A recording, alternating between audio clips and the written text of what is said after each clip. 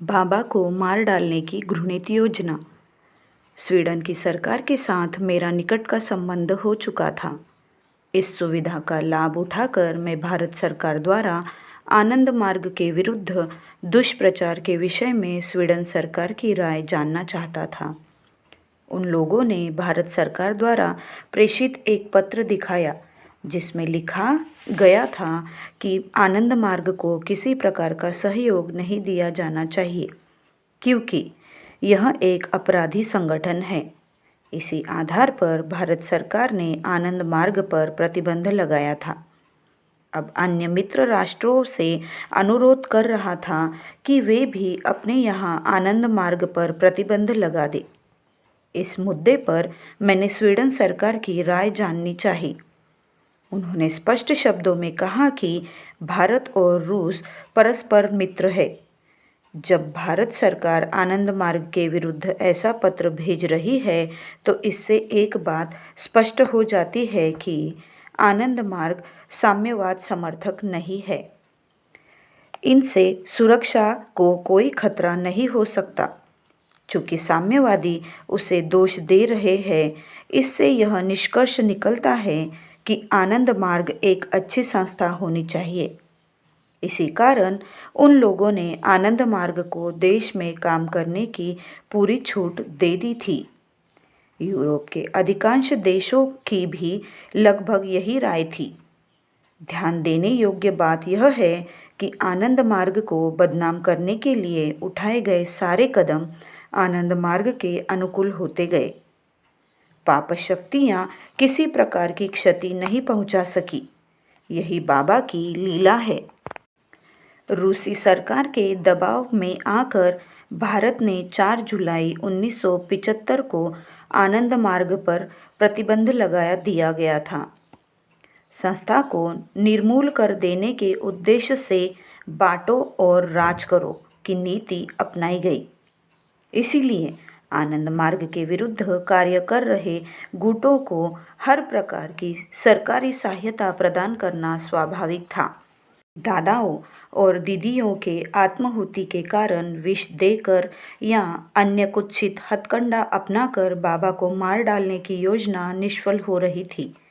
इसीलिए इन पाप शक्तियों ने अंतिम हथियार के रूप में आनंद मार्ग पर प्रतिबंध लगाया।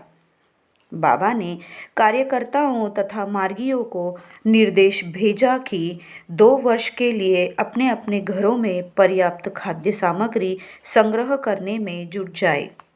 मार्गियों ने सोचा कि शायद किसी प्राकृतिक प्रकोप के कारण खाद्य सामग्रियों के उत्पादन में कमी आने वाली है।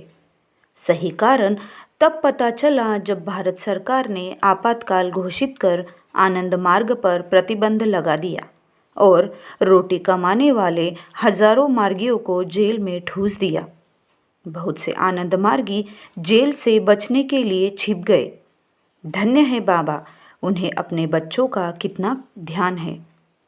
उनके निर्देश के कारण ही सभी मार्गी अपने अपने घरों में पर्याप्त खाद्य सामग्री पहले से ही संचय कर लिए थे और गृहस्वामियों की अनुपस्थिति से उत्पन्न भयानक आपदा से बच गए।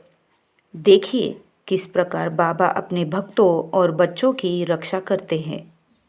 जब भारत और रूसी सरकार की सारी योजनाएं विफल हो गई तो न्यायालय द्वारा मृत्युदंड दिलवाकर बाबा को समाप्त करने की राह अपनाई गई। 2.5 साल जेल में रखने के बाद आपातकाल के समय हत्या की साजिश में शामिल होने का मनगढ़ंत अभियोग लगाकर उन्हें मृत्युदंड की सज़ा सुनानी थी। सरकार की पूरी शक्ति लगी कि बाबा को न्याय नहीं मिले, परंतु मार्गियों को विश्वास था कि अंततः बाबा की जीत होगी। जघन्य आरोपों के बावजूद भी हम लोगों का विश्वास अडिग था। उन्हें मृत्युदंड देने की पूरी कोशिश हो रही थी। सज़ा सुनाने के ठीक पहले एक मार्गी कनिष्ठ वकील बाबा से जेल में मिले। उन्होंने बाबा से कहा, बाबा, कल हमारी ओर से बहस का अंतिम दिन है। वरिष्ठ वकील को लग रहा है कि हम लोग केस हार जाएंगे। क्या फैसला होगा? बाबा ने पूछा। सबसे कठोर सज़ा सुनाया जा सकता है क्योंकि सरकार की नीयत ठीक नहीं है। यदि वे सबसे कड़ी सज़ा देना चाहते हैं तो न्यायाधीश द्वारा सज़ा सुनाने के पहले ही तुम लोग मृत्युदंड की मांग करोगे। बाबा का बेलाग सुझाव था। अगले और अंतिम दिन पटना के प्रख्यात वकील ने सत्र न्यायालय में बहस शुरू की। उन्होंने कहा, मान्यवर, मैं अपने वकील श्री प्रभात रंजन सरकार के लिए मृत्युदंड की मांग कर रहा हूँ।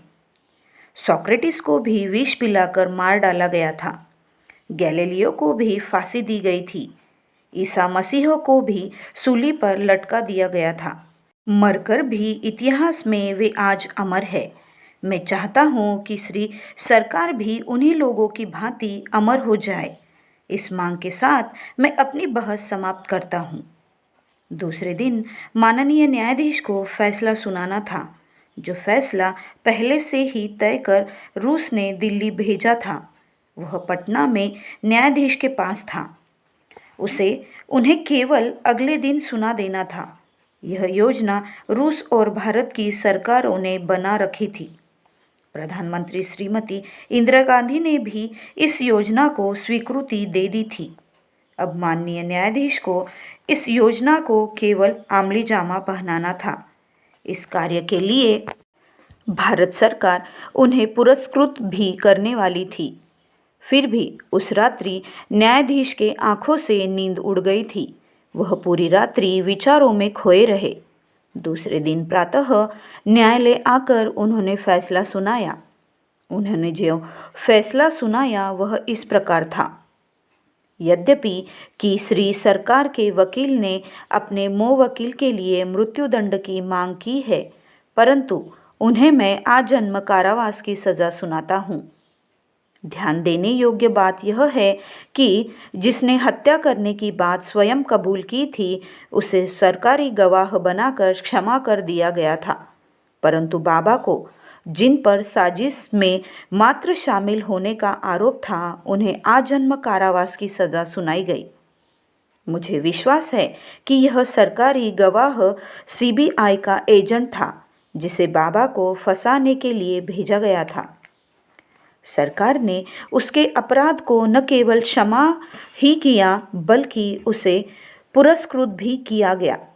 पूर्व समझौते के अनुसार उसे क्षमादान मिला और बाबा को आजन्म कारावास। क्या यही न्याय है? फिर भी बहुत बड़ी हानि के साथ यह विजय थी। पूरी रात्रि न्यायाधीश महोदय उधेड़-बुन करते रहे। एक क्षण के लिए भी उन्हें नींद नहीं आई। बाबा को क्या सज़ा सुनाई जाए, इसी चिंता में वह डूबे रहे। वह सोच रहे थे कि यदि बाबा को मैं मृत्युदंड दूंगा तो इतिहास उन्हें एक अवतारी पुरुष तथा मुझे एक पापी के रूप में याद करेगा।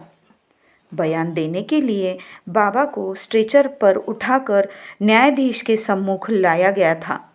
बाबा का लौकिक नाम प्रभात रंजन सरकार है। इस केस की सुनवाई बिहार में चल रही थी। वहाँ हिंदी भाषा बोली जाती है। इसीलिए न्यायाधीश ने बाबा से पूछा, किस भाषा में आप अपना बयान देना पसंद करेंगे? न्यायाधीश के पूछने का तात्पर्य था कि वह हिंदी में बयान देंगे या बांग्ला में, क्योंकि बाबा की मातृभाषा बांग्ला थी। बाबा ने कहा, मुझे 200 से अधिक भाषाएं आती है। आप अपने मनपसंद किसी भी भाषा में मेरा बयान लिख सकते हैं। इस जवाब से न्यायाधीश के होश उड़ गए। तदुपरांत बाबा ने कहा, भारतीय दंड संहिता को ब्रिटेन से लिया गया है। वहाँ के कानून कैम्ब्रिज इंग्लिश में लिए गए हैं। इसीलिए आपकी सुविधा के लिए मैं अपना बयान विशुद्ध इंग्लिश में दर्ज कराऊंगा।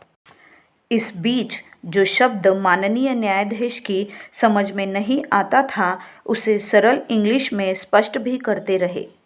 यह पहला अवसर था जब बाबा ने सार्वजनिक रूप से अपनी सर्वज्ञता की बात कही थी। उस रात्रि न्यायाधीश महोदय सोचते रहे, ऐसे महान विलक्षण व्यक्ति को मृत्युदंड की सज़ा कैसे सुनाई जा सकती है। वह मन ही मन सोच रहे थे कि कहीं बाबा भगवान तो नहीं। ऐसी हालत में चंद रुपयों के लिए मैं क्यों राक्षस वाला काम करूं। इसी सोच के कारण वह मृत्युदंड के बदले आजन्म कारावास की सजा सुनाने का निर्णय लिए।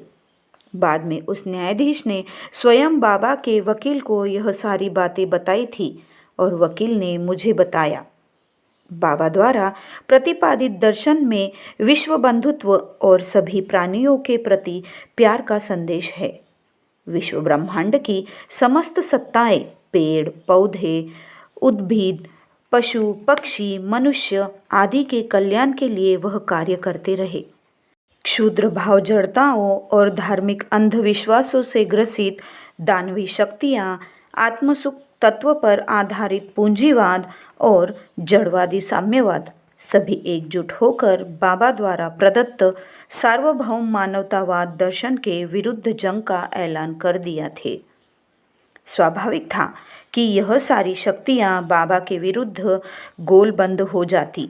इसे ही ध्रुवीकरण कहते हैं। इन्हीं शैतानी शक्तियों के कारण बाबा अनशन पर थे।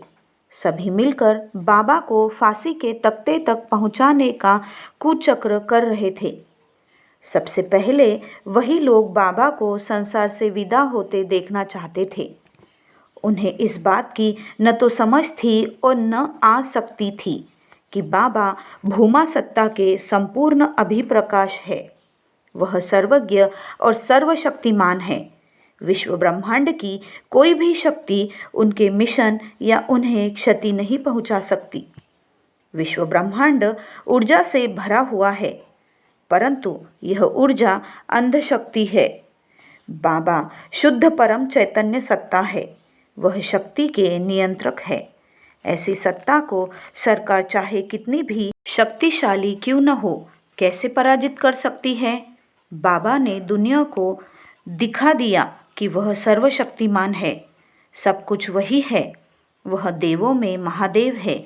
बाबा परिव्याप्त जगत के प्राण केंद्र है। प्यार, करुणा, सेवा तथा भक्ति जगाकर सभी को अपनी ओर आकृष्ट कर रहे हैं। यही उनकी विद्या माया है। अविद्या माया के कारण जड़वादी, धार्मिक, रूढ़िवादी, आत्म सुख तत्व पर चलने वाले पूंजीवादी तथा भाव जड़ता से ग्रसित क्षुद्र प्राणी उनसे दूर जा रहे हैं। बाबा संपूर्ण परिदृश्यमान जगत के नाभि केंद्र है। सभी चाहे या न चाहे उनके चारों ओर परिक्रमा कर रहे हैं। जो नाभि केंद्र के निकट है वे भक्त है, जो दूर है वे विरोधी है। वे ही उन्हें प्रताड़ित कर उनके मिशन में गतिरोध पैदा करने की कोशिश कर रहे हैं। क्या शैतानी शक्तियाँ अपने नापाक इरादों में सफल होगी? कभी नहीं। वे लोग जो नाभि केंद्र से दूर है, किस प्रकार भूमा सत्ता के प्राण केंद्र को नष्ट करने की आशा कर सकते हैं? सभी उनके चारों ओर परिक्रमा कर रहे हैं। कोई भी सत्ता उनके बाहर नहीं है।